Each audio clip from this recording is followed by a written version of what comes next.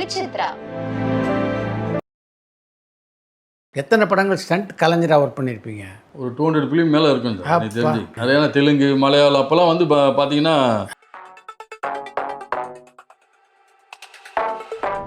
Captain பராகரன் படம் பண்ணேன். அசிஸ்டண்டாக work பண்ணியிருந்தேன். பண்ணும்போது அதில் வந்து என்னுடைய ஒர்க்கு சில விஷயங்கள்லாம் கொஞ்சம் அவர் வாட்ச் பண்ண ஆரம்பிச்சிருக்காரு நினைக்கிறேன், எனக்கு தெரியாமல். விஜயகாந்த் அந்த காலகட்டத்தில் வந்து எங்கள் மாஸ்டருக்கும் எங்கள் வாத்தியாருக்கும் அவருக்கும் சின்ன ஒரு மன வேறுபாடு வந்தது. அந்த மன வேறுபாடு வரும்போது இப்போ மாநகர காவல் சூப்பர் சுப்ரமணியம் பண்ணார்.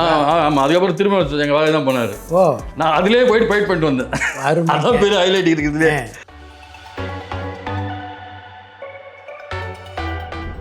நீங்கள் ஒர்க் பண்ண 2 ஸ்டண்ட் டைரக்டரை பற்றி சொல்லுங்கள். ஒரு பக்கம் சூப்பர் சுப்ராயன், இன்னொரு பக்கம் தெலுங்கில் ராஜு மாஸ்டர் கிட்ட அப்படின்னா அவர் வந்து நிறைய டேக்கிங்ஸில் போவார்.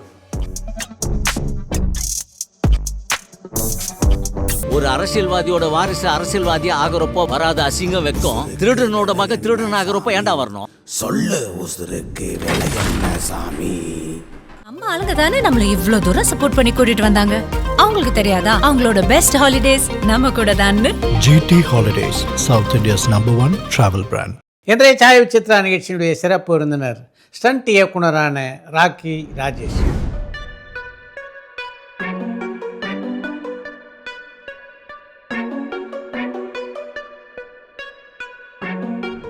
சூப்பர் சுப்ராயனுடைய சிஷ்யரான ராக்கி ராஜேஷ் தமிழ், பெங்காலி, போஜ்பூரி உட்பட பல மொழிகளில் 100க்கும் மேற்பட்ட திரைப்படங்களில் ஸ்டண்ட் இயக்குனராக பணியாற்றுகின்ற வாய்ப்பினை பெற்றவர். துண்ட தோல்ல போட்டேன்னா தீர்ப்பு சொல்ல போறேன்னு அர்த்தம். இந்த துண்டை அப்படி எடுத்து வச்சேன்னா பட்டைய கலப்ப போறேன்னு அர்த்தம்.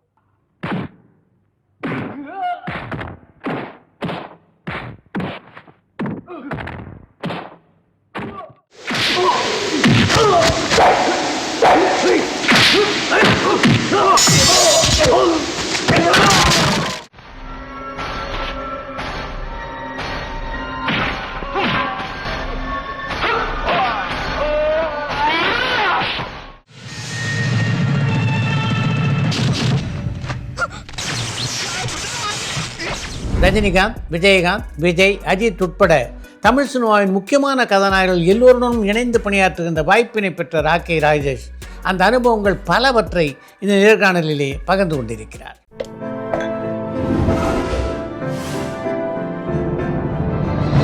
சாய் விசித்ரா.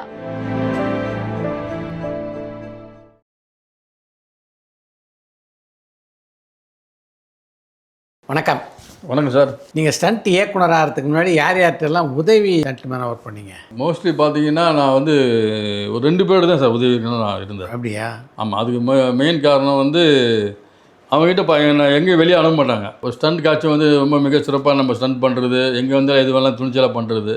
அதனால் வந்து மாஸ்டர் அந்த 2 மாஸ்டர் வந்து நம்ம விடலை. அதில் வந்து மெயின் பார்த்தீங்கன்னா ராஜு மாஸ்டர்னு சொல்லிட்டு தெலுங்கில் பீக்கில் இருந்து ஒரு மாஸ்டர், நம்பர் 1 மாஸ்டர். அவர்கிட்ட அசிஸ்டண்ட்டாக ஒரு 5 வருஷம் இருந்தேன். அப்புறம் எங்கள் வாத்தியார் சூப்பர் சுப்ரமணியன் மாஸ்டர், அவர் வந்து நான் ஸ்டண்ட் நடிகராகவும் இருந்தேன், அசிஸ்டண்ட்டாகவும் நிறைய படம் பண்ணாங்க. லாஸ்ட்டாக வந்து கேப்டன் பராகரன், புலன் விசாரணை, இந்த மாதிரி மிகப்பெரிய படங்களுக்கெல்லாம் வந்து அசிஸ்டண்ட்டாக ஒர்க் பண்ணியிருந்தேன் சார். அது 2 மாஸ்டர் தான் மோஸ்ட்லி நான் ஒர்க் பண்ணது. மற்றபடி வெளியில் அவ்வளோ நான் போகல. எத்தனை படங்கள் ஸ்டண்ட் கலைஞராக ஒர்க் பண்ணியிருப்பீங்க? ஒரு 200 ஃபிலிம் மேலே இருக்கும் சார் எனக்கு தெரிஞ்சு. கண்டிப்பாக இருக்கும். நிறையா தெலுங்கு, மலையாளம் அப்போல்லாம் வந்து பார்த்தீங்கன்னா பக்கத்தில் இப்போ சூரியன் எழுதிட்டே இருக்கும். கன்னடம், மலையாளம், தெலுங்கு இதுக்கெல்லாம் மாஸ்டர்ஸை வந்து அடிக்கடி போயிட்டு இருப்போம். பார்த்தீங்கன்னா ஒரே நாளில் வந்து இங்கே ஒரு போயிட்டு போனோம், மறுநாள் அங்கே ஒரு போயிட்டு ஓடுவோம், இப்படி இருக்கும். அதனால் வந்து எனக்கு தெரிஞ்சு ஒரு 200 ஃபிலிம் மேலே தான் இருக்கும் எனக்கு. சினிமாவுக்கும் எங்கள் ஃபேமிலிக்கு சம்மந்தமே கிடையாது. சின்ன வயசில் வந்து எனக்கு இந்த ஸ்போர்ட்ஸில் கொஞ்சம் ஈடுபாடு உண்டு. என்னென்னா இந்த கபடி ஆடுறதுக்கு கூப்பிட்டு போயிடுவாங்க, அப்புறம் பேஸ்கெட் பால் விளையாடுவாங்க. இந்த மாதிரி விஷயங்களில் கொஞ்சம் அத்லட்டிக்கெலாம் கொஞ்சம் ரொம்ப பிடிக்கும். நம்ம வந்து ஸ்போர்ட்ஸ்னால் ரியல் ஸ்போர்ட்ஸ்லாம் போயிட்டு நம்ம விளையாட இது இல்லை. அது மேலே ஒரு இன்ட்ரெஸ்ட் இருந்தது. அப்போது ராயபுரத்தில் என்னுடைய வீடு இருந்தது.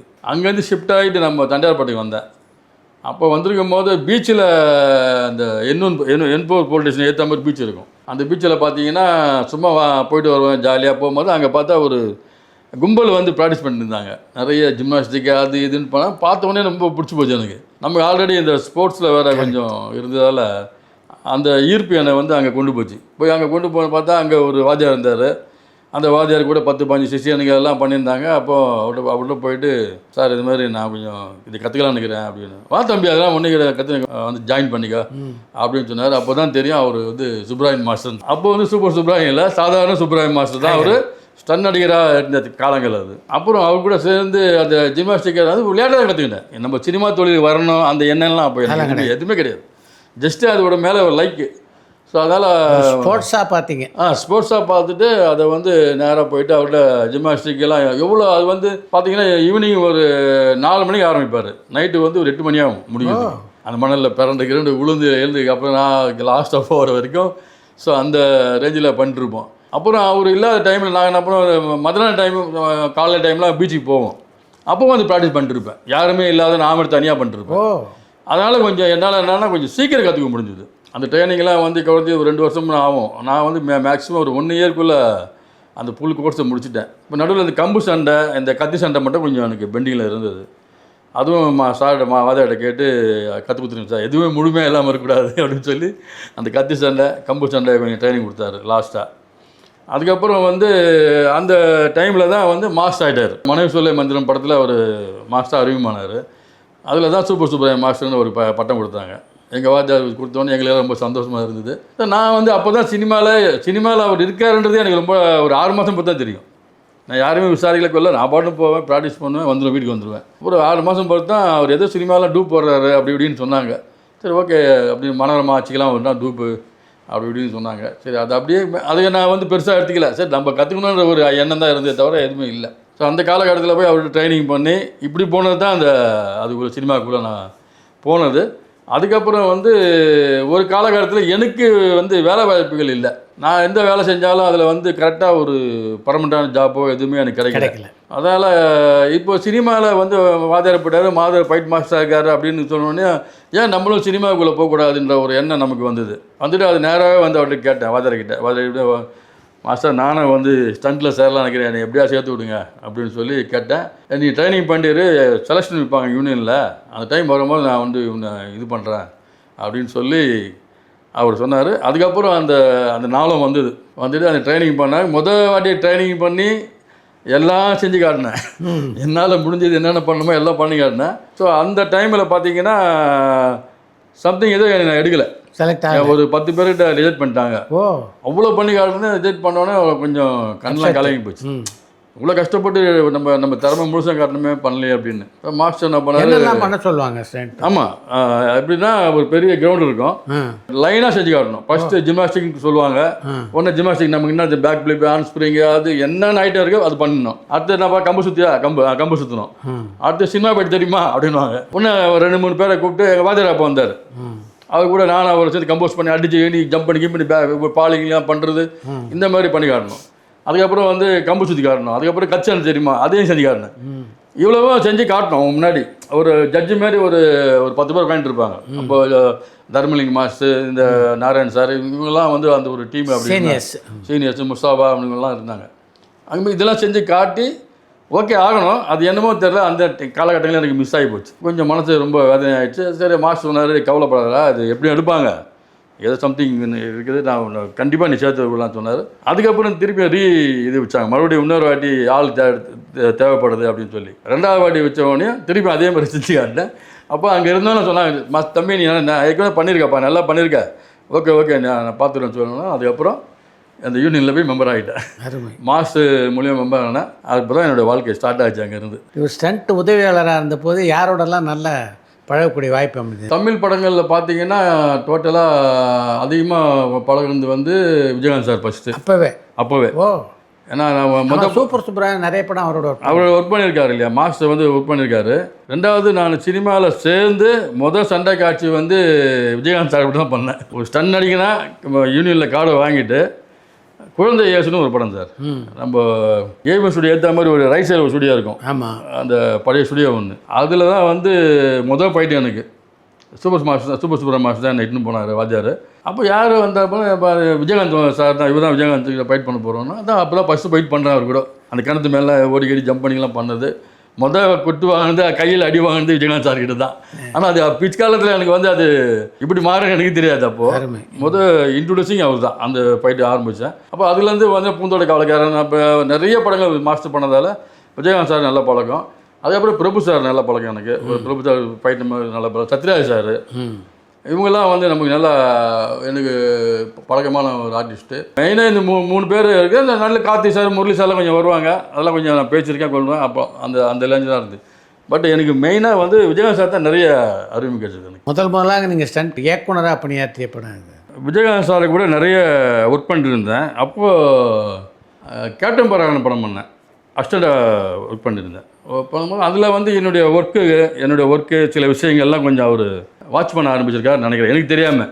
விஜயகாந்த் அந்த காலகட்டத்தில் வந்து எங்கள் மாஸ்டருக்கும் எங்கள் வாத்தியாருக்கும் அவருக்கும் சின்ன ஒரு மன வேறுபாடு வந்தது. அந்த மனவேறுபாடு வரும்போது அந்த டைமில் தான் வந்து நான் உன்னை மாஸ்டர் ஆகிறேன், நீ மாஸ்டர் பண்ணி படம் பண்ணுன்னு சொன்னார். அதுக்கப்புறம் பல விஷயங்கள் நான் அவாய்ட் பண்ணி எங்கள் வாத்தியாரை ஏற்று நான் போகக்கூடாது, அவர் தப்பாக நினச்சிக்குவார் அப்படின்னு சொல்லி வேணாம்னு நிறைய வாடி பண்ண சொல்லிட்டேன். நிறைய முறை என்னை கூப்பிட்டு கேட்பார். ஏன்னா அவருக்கு என்னென்னா எங்கள் வாத்தியார் மேலே சின்ன ஒரு மனஸ்தாபத்தில் அவருக்கு ஒரு ஃபீலிங்கு. ஸ்பாட்டில் வந்து 2 பேருக்கு சின்ன ஒரு ஆர்குமெண்ட் நடந்துச்சு. கேப்டன் படம் நடக்கும் போதோ அந்த ஆர்குமெண்ட்டில் வந்து விஜயகாந்த் சார் கொஞ்சம் கோவப்பட்டார். இதுமாதிரி நம்மளை மாஸ்டர் சொல்லிட்டாரு அப்படின்னு. அந்த ஆர்குமெண்ட் பண்ணும்போது அவங்களுக்குள்ள சின்ன ஒரு மனசாமம் வந்ததால் அது வந்து அப்படியே மெயினில் இருந்துருக்கு போல இருக்குது. இது நமக்கு வந்து அது பெருசாக எடுத்துக்க மாட்டார் தான் நாங்கள் நினச்சோம். சரி.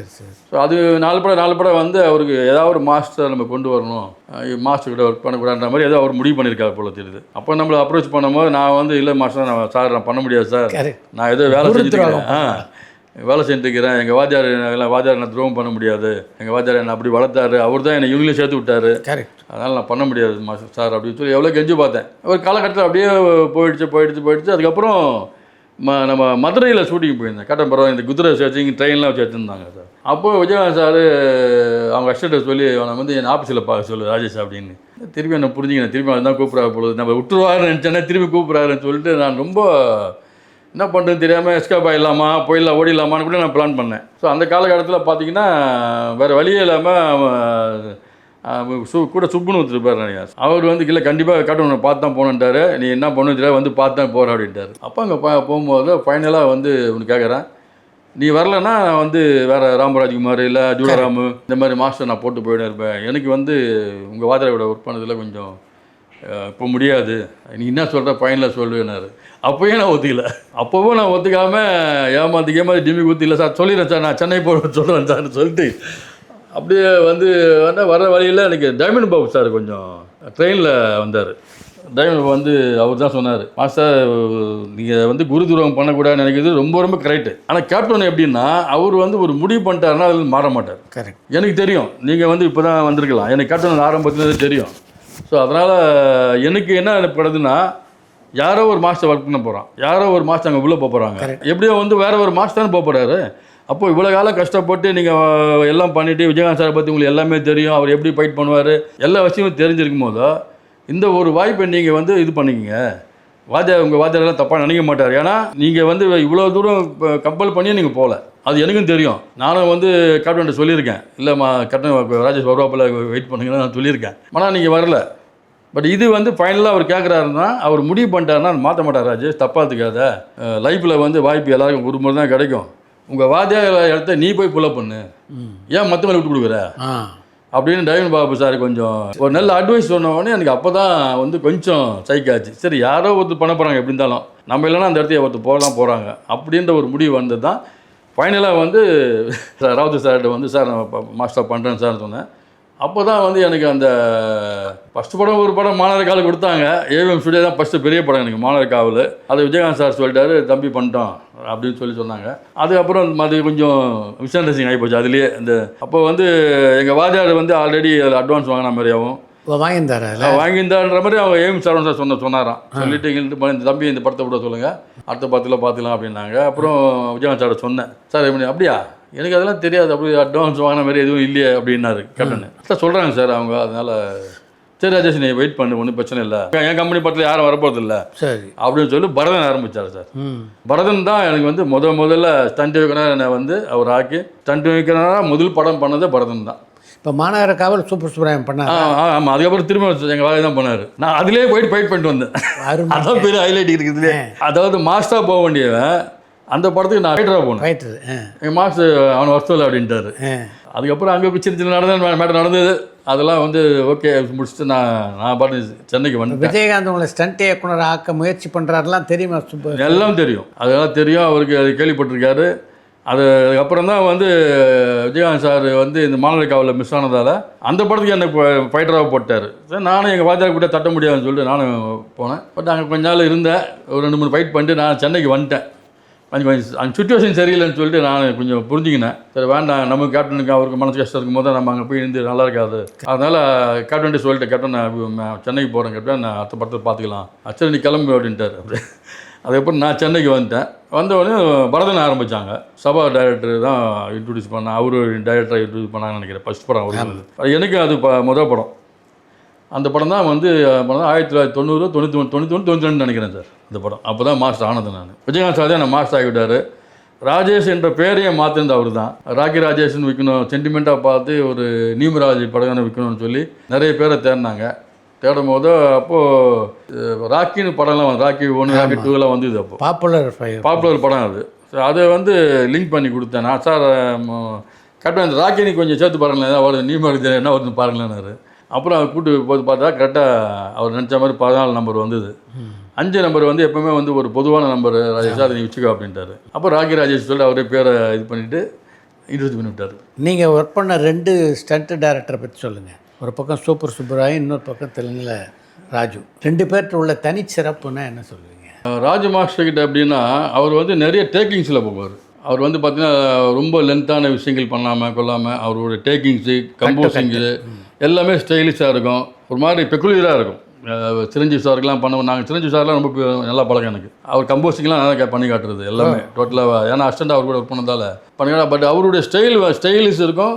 நிறைய கட்டிங்ஸ் எடுப்பார். அவர் டேக்கிங்ஸில் என்னென்ன கொள்ளணும்னு சொல்லி எல்லா விஷயங்களுமே வந்து அவர் பண்ணும் போது அதெல்லாம் நமக்கு பிடிச்சிருந்தது. நம்ம வாதியார் எப்படின்னா ராக்கெட் மாதிரி பயங்கர பரபரப்பாக இருப்பார். அடிச்சு பட்டை கிளப்பா போல் அடி டிம் அடி தூக்கி போட்டு இங்கே போய்ட்டு அங்கே போய் ஜம்ப் பண்ணி வருது. அவருடைய பேட்டர்ன் பார்த்தீங்கன்னா அந்த டைமில் வந்து ஒரு ஜாகி சான், ஜெட்லி இந்த மாதிரி ஃபைட்டு மாதிரி தான் இருக்கும் எங்கள் வாத்தியாரது. அதனால அவர் எப்பவுமே பரபரப்பாக பண்ணுற மாதிரி அவருக்கும். இவர் வந்து ஸ்டைலு வந்து நிறுத்தி நிதானமாக எடுப்பார். அடிக்கிறது ஸ்டைல் பண்ணுறது கொள்வது கட்டிங்ஸ் ரொம்ப நல்லா. அவரோட டேக்கிங்ஸ் தான் ரொம்ப பிடிக்கும் எனக்கு. அவருடைய குவாலிட்டியே டேக்கிங்ஸ் தான். ராஜு மாஸ்டர் ரொம்ப டேக்கிங்ஸ் நல்லா எடுப்பார். கதைக்கு ஏற்ற மாதிரி கரெக்டாக கொண்டு போவார். அதேமாதிரி எங்கள் வாத்தியார் வந்து ஸ்பீடு அவர்கிட்ட. எங்கள் வாத்தியாரை பொறுத்த வரைக்கும் கம்போசிங் பண்ணாங்கன்னா பார்த்தீங்கன்னா ஒரு லென்த் இருக்கும், நல்ல ஸ்பீடு இருக்கும்.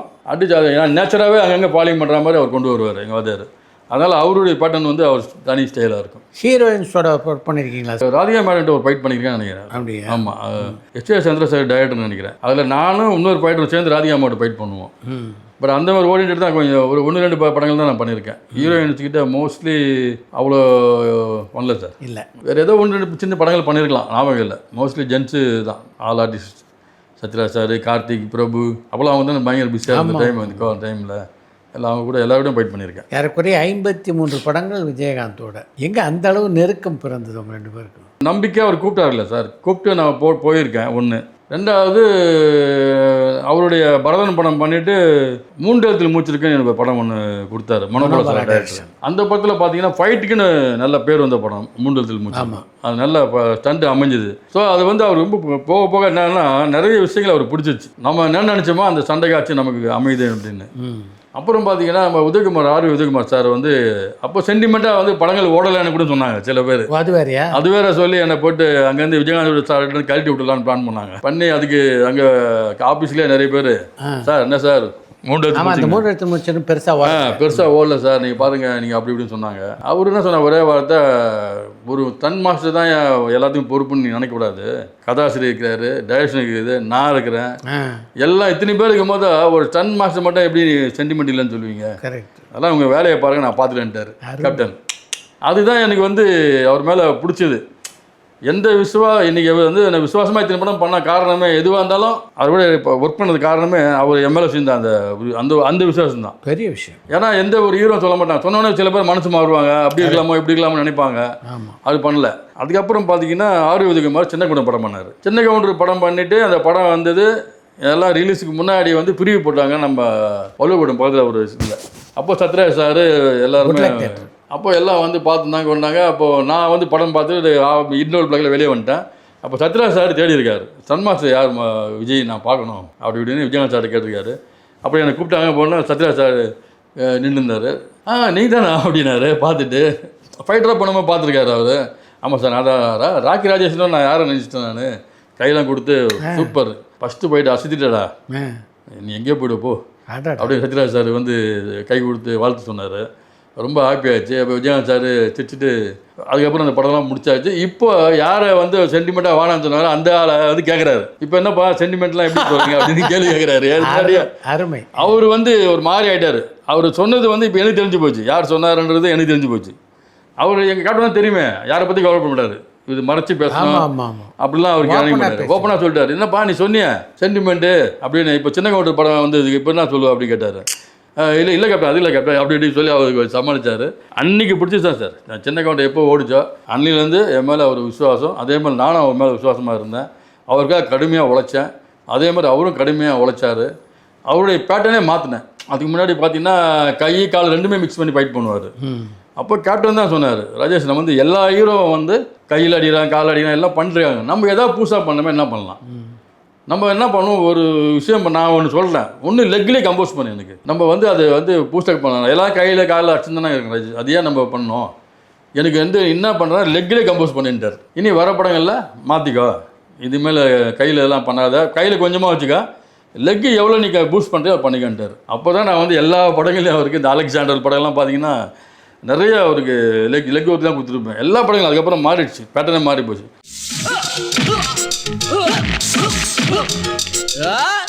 அப்போ தான் வந்து காலிலே அடிக்கிறாரு, அப்படி சுரண்டு அடிக்கிறான்ற மாதிரி அவருக்கு பெரிய லெவலில் பேர் ரீச் ஆச்சு. ஸோ அது நானும் கேப்டன் சேர்ந்து முடிவு பண்ண மேட்டர் அது. அதனால் அதையே நான் வந்து அவர் கம்போஸ் பண்ணேன். அந்த விசுவாசம் தான் எனக்கு கடைசி வரைக்கும் அவர் வந்து விடாமல் கொண்டு போனது. அது மறக்காமல் இருந்த காரணமே அதுதான். அந்த விசுவாசன்றது ஒன்று அவர் எப்போவுமே மெயினில் இருந்தது. அதனால் கடைசி வரைக்கும் என்னை விடலை அவர். கருப்பையெல்லாம் ஒரு படம், அந்த தங்கச்சியை தோலில் கட்டி போட்டு போயிட்டு எடுக்கிறது, காலைல ஆரம்பித்து நைட்டு 12:30 வரைக்கும் தாங்கிச்சு என் உடம்பு. அது மேலே போயிட்டு கேப்டன் நாளைக்கு பண்ணிக்கலாமே கேப்டன் அப்படின்னு சொன்னேன்.